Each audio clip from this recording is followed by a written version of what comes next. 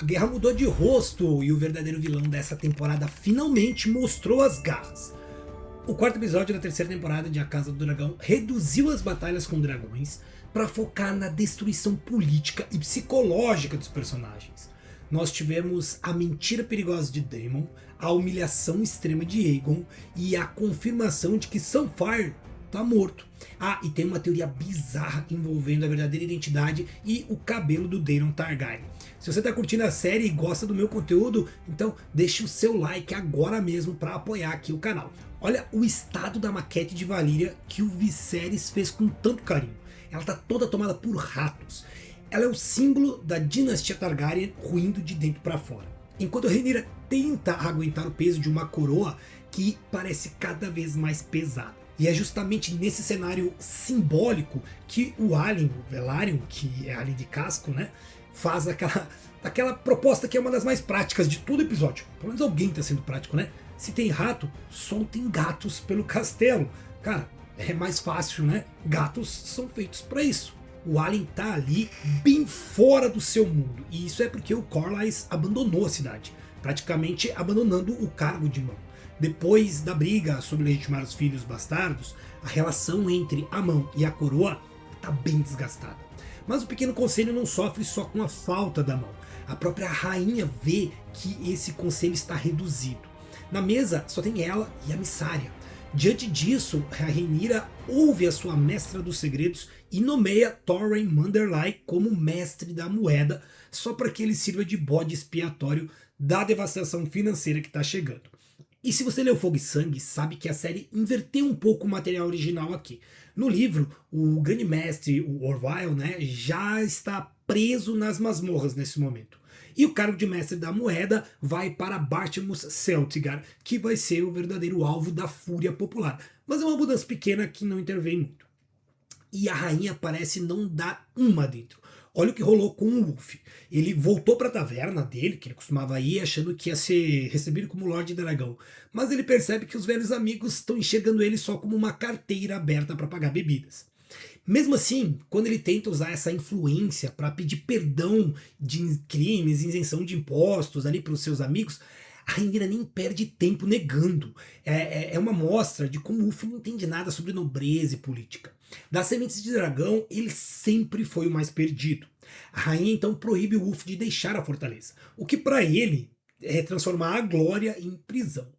Tem também a questão da pichação, né? Rainha dos Bastardos, que surge estampada nas cores da casa Strong, azul, vermelho e verde. Você tinha percebido isso? Strong é o verdadeiro pai dos filhos da Rhaenyra. E a alfinetada do Wolf na Rhaenyra aqui é bem explícita, né?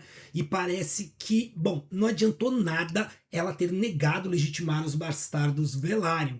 E ela acabou sendo encurralada nessa que era uma de suas inseguranças, né? Ser chamada disso. O problema é que a reação dela revela os primeiros sinais dessa conduta tirânica perigosa que vai render a ela o apelido de Maegor de Tetas. Ela manda os capas douradas caçarem os responsáveis e diz que livrem-se deles. A tensão se torna ainda pior com a chegada do Daemon. Ele extorquiu 10 mil dragões de ouro da Lady Jane Arryn lá no vale. Mas o conselho vira aqui tipo uma arena de guerra. O príncipe ele exige o ouro para pagar os soldados, os mantos dourados. Mas a Mysaria convence a rainha a distribuir o dinheiro como esmola para a plebe. É óbvio que o Daemon sai dali com sangue nos olhos. Só que a crise dos pretos não está restrita à Fortaleza Vermelha. Lá no vale, o cenário, cara, saiu de controle, né? O próprio Caraxes, ele sente o cheiro do roubo-ovelhas e simplesmente ignora os comandos do Daemon. Depois, mais tarde, o Daemon fazendo shh pra ele. É uma cena incrível. Parece que eu tô falando com um cachorrinho, cara. Aquele baita dragãozão, muito doido. Na caverna, a série faz uma adaptação que, sinceramente, doeu em alguns fãs. Porque a gente sabe que tivemos o corte da Ortigas, que é uma das sementes de dragão. Aqui a Rhaena carrega esse peso todo com ela. E é um peso muito grande. Ela tem aqui toda a questão emocional, né? E ela acaba jogando isso na cara do pai, que ela fala que foi sempre a segunda opção, e tudo isso por ela não ter um dragão. Por isso ela se recusa a abandonar o dragão selvagem. O Daemon fica preso entre trair a filha ou trair a esposa e rainha. Rhaenyra quer o montador do roubo-ovelha por ter sido o responsável pela morte do Jace. Mas o Daemon não consegue entregar a filha e ele acaba encontrando ali aquele pastor, coitado do cara, estava no lugar errado na hora errada, assa a cabeça do homem e joga na mesa do conselho, afirmando ter matado o montador do roubo-ovelhas e que o roubo-ovelhas teria fugido. É uma manobra violenta que tenta encenar ali, a encerrar a busca da Rhaenyra. Mas a Missária percebe a farsa no mesmo segundo e, bom, deu para perceber, né? Ela chega e deixa uma bomba relógio armada na mão do Daemon. A Rhaenyra também não fica nem um pouco contente com essa história. Ela queria o assassino nas mãos e eu acho que ainda vai ter muita treta por causa disso. Para levar vocês, a Ortigas é uma bastarda e nos livros ela tem uma relação estranha com o Daemon. É uma coisa que fica entre ela ser filha dele ou ser amante dele. A gente nunca fica sabendo com certeza. Mas no final ela abandona o Westeros, não por ter sido responsável pela morte de um dos príncipes, mas por causa de outras traições. E a sentença da Rhaenyra nos livros é muito mais cruel que a que está sendo na série. Mas eu não vou falar muito sobre isso agora, vou deixar para falar mais para frente, esperar acontecer algumas coisas ali, porque senão eu vou estar te dando muitos spoilers. No fim das contas, os ratos da maquete, eles nunca foram apenas um detalhe visual, tá? Eles representam exatamente o que está acontecendo com os pretos. O reino não está sendo destruído por um único inimigo, mas corroído por dentro. Cada decisão tomada por desespero, cada mentira de Daemon, cada divisão no conselho alimenta essa infestação. Quando a Rhaenyra perceber isso, já vai ser tarde para ela. A miséria absoluta, no entanto, tem um jeito estranho de revelar quem os personagens são quando toda a casca de poder é arrancada deles. Lá nas ruínas de Pouso das Gralhas, o rei deposto passa pela destruição completa da sua dignidade.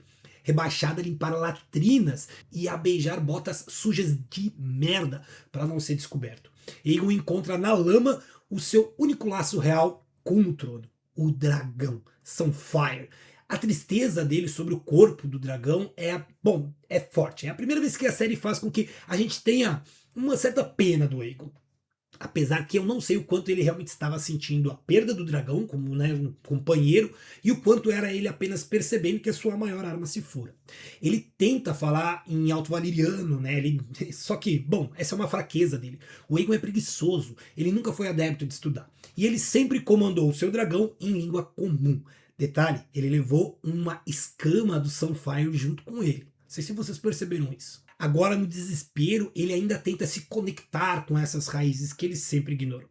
O ódio dele escala quando o Larys revela que a Rhaenyra espalhou que ele foi assassinado pelo próprio irmão, o Aemond. Tudo bem, o Aemond realmente tentou matar ele, mas é uma mentira, né, que é como se fosse o estopim para a fúria dele. Só que o Larys, ele faz aquilo que ele faz de melhor, né? O cara enxerga essa miséria e ele vê a chance de transformar essa tragédia em uma oportunidade. Ele vende ao Aegon a ideia de que a declaração de morte da Rhaenyra é perfeita. Quando eles retornarem, vai ser contada uma história mística sobre a ressurreição do Aegon, que vai se tornar tipo um deus vivo para a plebe. Agora, o Criston Cole, por outro lado, já não tem mais muita esperança. Ele se afunda no lixo da própria mente ali em Harrenhal e vamos falar a verdade, ele tá bem escanteado nessa temporada. Acho que a maioria não gostava dele e os produtores devem ter visto que ele não era um personagem que as pessoas gostavam, então vamos jogar ele de lado. Quando ele chega no castelo ali, destruído, né, Harrenhal, ele dá de cara com Alice Rivers. No livro Fogo e Sangue, a razão do castelo estar vazio é mais simples. O Daemon só foi embora. Mas aqui a gente viu, né, o que o Aemond fez no capítulo anterior.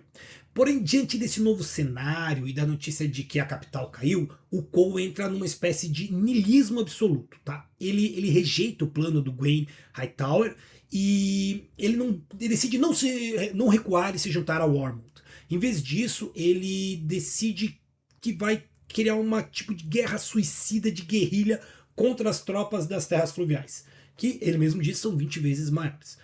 O Cole sabe disso, né? Que é uma guerra suicida. O discurso dele pro Gwaine revela toda a mágoa da classe. Ele que não é nobre por natureza. Ele diz que os nobres enxergam a guerra como um tabuleiro de xadrez onde se pode perder e depois voltar para suas camas de penas como se não fosse nada. O Cole lembra do pai dele, que era um soldado humilde, que morreu de tristeza quando perdeu o favor do Lord Dondarrion. Na guerra, quem vem de baixo sempre perde tudo. Então, se ele vai morrer, ele quer morrer lutando, homem contra homem, no meio da terra. Porque a partir daqui a guerra deixa de ser essa disputa por poder e passa a ser mais uma sequência de decisões tomada por pessoas que não tem lá muita coisa a perder.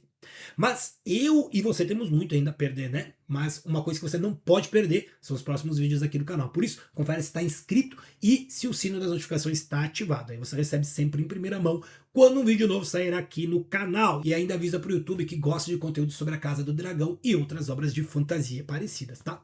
Mas, agora, a Alicent, ela parece estar decidida mesmo a apoiar a Rhaenyra. Ela inclusive dá à enteada informações sobre o primo, e quando a Alicent descobre que a Helaena esconde uma nova gravidez, dá para ver que ela entra em pânico. Não é apenas mais uma criança. Nós sabemos, é Maelor, um novo herdeiro Targaryen que nasce no pior momento possível. A partir de agora, antes mesmo de ver a luz do dia, esse bebê já carrega nas costas o peso dessa guerra fratricida. Alicent sabe disso. Ela sabe que o Daemon jurou eliminar qualquer descendente que possa ameaçar o reinado da Rhaenyra. Essa gravidez não representa esperança. Representa uma nova sentença de morte, e dessa vez para a Helaena. Sim, porque o Daemon não vai esperar a criança nascer para acabar com essa linhagem se ele souber. E essa escolha da série também chama atenção por outro motivo. Depois das críticas à ausência do Maelor lá nos eventos de Sangue e Queijo, inclusive com o próprio George R.R. Martin questionando essa decisão, a produção parece tentar recolocar o personagem na linha de sucessão. O problema é que essa correção chega tarde e levanta uma dúvida. Ela consegue recuperar o impacto perdido ou apenas remenda uma escolha que já comprometeu toda a adaptação? Eu não sei, mas eu acho que não era necessário. Porém, tem uma coisa que eu quero apontar aqui, tá? Com certeza essa terceira temporada está muito mais se aproximando da Westeros dos livros. Os produtores ouviram os fãs e estão tentando fazer o máximo possível. É claro que tem coisas que não dá mais para remendar, como a ligação entre a Rhaenyra e a Alicent, que sempre foi meio tosca na série. Porém, outras estão funcionando, como a própria Rhaenyra, que está cada vez mais parecida com a dos livros. E isso me leva a crer que outros furos podem ser corrigidos de forma satisfatória. Mas no meio desse caos, o episódio ainda oferece uma última ilusão de humanidade para a rainha. A Rhaenyra, ela autoriza o envio dos restos mortais do Otto para a Vila Velha e devolve a Alicent o Anel de Viserys. Por alguns instantes, as duas parecem lembrar que, antes da guerra, existia uma família, que existia um rei que foi capaz de manter todo esse mundo em equilíbrio. Saudade de Viserys. Só que lá em Tumbledown não tem renascimento.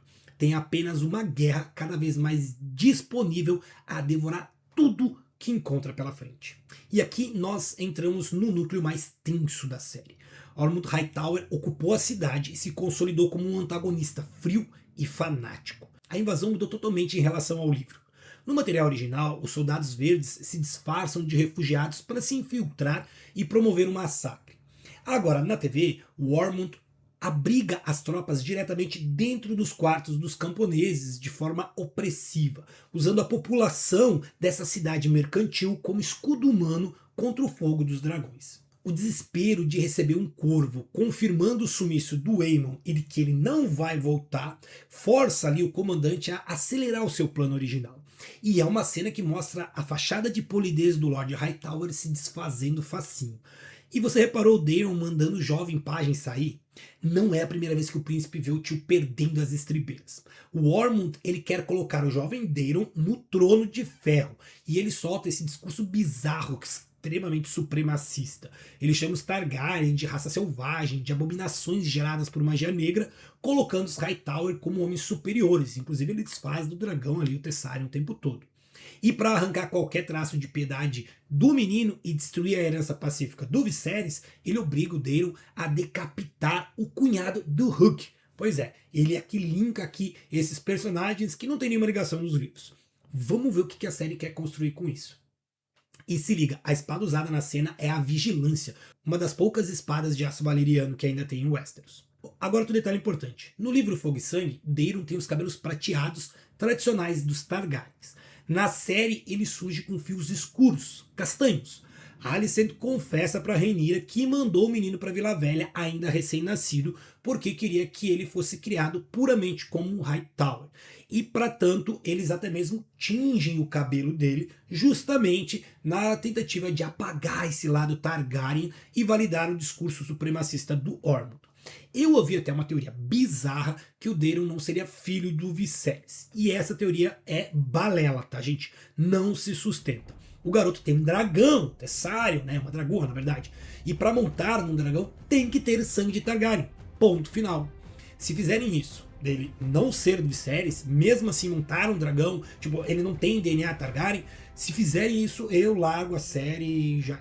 Os planos dos Hightowers ficam evidentes na última frase do Ormond. Depois da execução do ferreiro, ele fala, e agora nós começamos. E galera, é a cena do Hugh voando por cima da cidade, ele aparece ali montado em Vermithor, né, nos arredores, e ele vai porque ele recebeu a autorização da Rhaenyra depois que ele pediu várias vezes, inclusive ele insistiu, né, porque a mulher dele estava ali. Porém, sabendo do que vem por aí, eu não vi ainda o que vai levar o Hugh à situação que vai acontecer. Eu não vou falar aqui, tá? Mas eu acho que ele e o Wolf vão acabar lutando um contra o outro.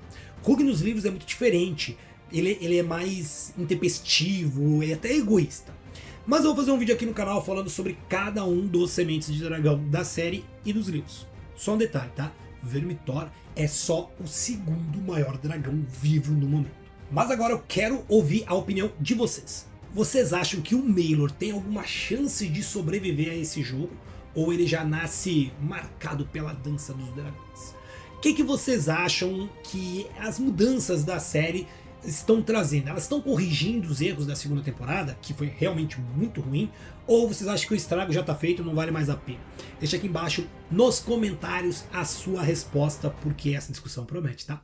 Se essa análise te ajudou a enxergar alguns detalhes, alguns simbolismos, conexões que acabaram passando despercebido, lembra de deixar o like, de se inscrever no canal, vem fazer parte do nosso clube de membros, você tem acesso a conteúdo antecipado e também um grupo de WhatsApp fechado comigo. Mas, para quem quiser, tem o grupo aberto, tá aqui embaixo na descrição. Fiquem atentos aos segredos de Vila Velha. Forte abraço, se cuidem e bebam água.